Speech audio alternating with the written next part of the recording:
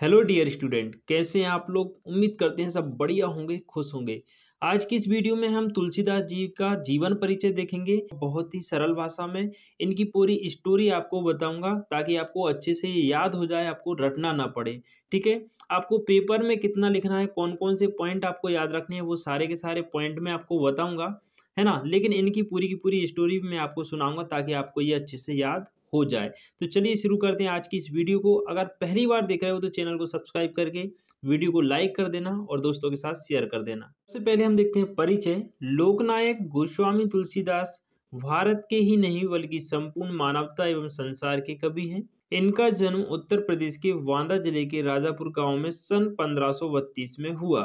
कुछ विद्वान इनका जन्म एटा जिले के सौरों में मानते हैं। देखिए, इनके जन्म के बारे में काफी मतभेद है ना। दो तीन स्थान जो है इनके दिए गए हैं, तो हमने दोनों स्थान लिख दिए। आप दोनों ही पेपर में लिख देना, आपको पूरे नंबर मिल जाएंगे। ठीक है भाई। इनके पिता का नाम आत्माराम दुबे था एवं इनकी माता का नाम हुलसी देवी था। ठीक है। जीवन के प्रारंभिक वर्षों में इनके माता पिता से इनका विछोह हो गया। इनका बचपन जो है बहुत ही कष्टों से व्यतीत हुआ। देखिए, मैं थोड़ी सी आपको इनके बारे में बता देता हूँ।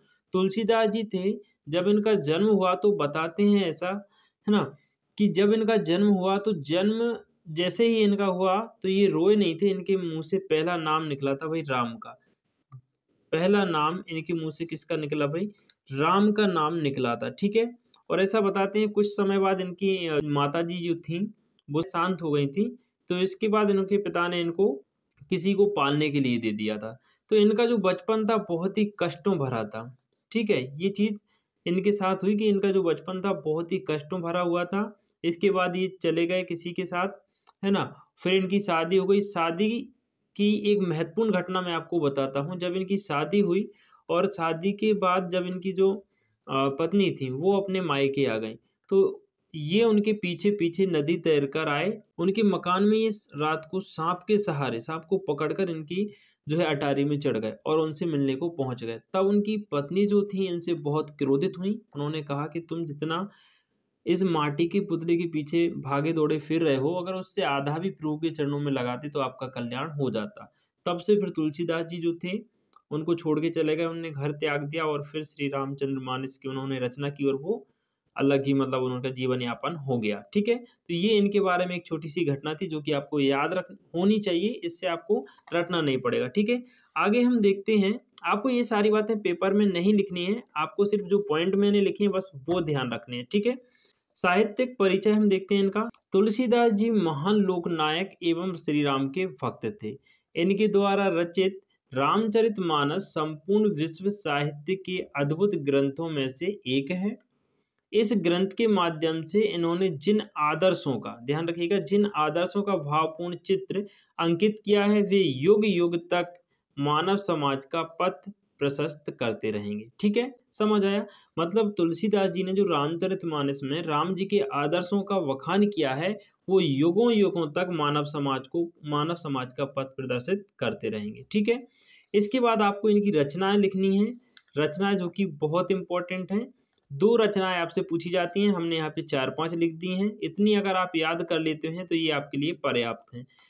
इनकी रचनाओं में देखिए रामचरितमानस, कवितावली, गीतावली, दोहावली, विनय पत्रिका आदि। इतनी रचना याद कर लेंगे तो आपका काम हो जाएगा। अब देखते हैं हम इनकी भाषा शैली। सबसे इंपॉर्टेंट अगर पॉइंट में आपको बताऊं तो आपकी रचनाएं सबसे इंपॉर्टेंट पॉइंट है। दूसरा आपका जो है भाषा शैली, है ना। और तीसरा जो इम्पोर्टेंट पॉइंट है वो होता है आपका जीवन परिचय। ये 3 पॉइंट आपको याद रखने होते हैं, यहीं से पेपर में पूछता है। ठीक है। तो अब हम देखते हैं इनकी भाषा शैली कैसी थी। तुलसीदास जी ने अवधी तथा ब्रज दोनों भाषाओं में काव्यगत रचना लिखी। उन्होंने अवधी में भी रचनाएं लिखी हैं और ब्रज में भी। रामचरितमानस जो उन्होंने लिखा वो अवधी भाषा में लिखा है। बाकी जो अन्य रचना है जैसे कवितावली, गीतावली, विनय पत्रिका, उनमें उन्होंने ब्रज भाषा का प्रयोग भी किया है। भाव पक्ष तथा कला पक्ष दोनों ही दृष्टियों से तुलसीदास जी का काव्य कैसा है? अद्वितीय है। ठीक है। अब लास्ट देखते हैं हम साहित्य में स्थान। तुलसीदास राम भक्ति शाखा के प्रमुख कवि थे। तुलसीदास जी का दृष्टिकोण अत्यंत व्यापक एवं समन्वयवादी था। ठीक है। कविवर तुलसीदास भक्त कवि के साथ साथ समाज सुधारक भी माने गए हैं। आपने हिंदी साहित्य के लिए श्रेष्ठ रचनाएं प्रदान की हैं। ठीक है, ये हो गया इनका पूरा का पूरा जीवन परिचय। कुछ इंपॉर्टेंट पॉइंट जो कि आपको याद रखने हैं, जैसे कि साहित्य में स्थान, है ना, भाषा शैली, रचना, ये इंपॉर्टेंट पॉइंट हैं जो कि आपको याद रखने हैं। बात समझ आ रही है? तो ये साहित्यिक रचना है, सबसे इम्पोर्टेंट होता है साहित्यिक परिचय।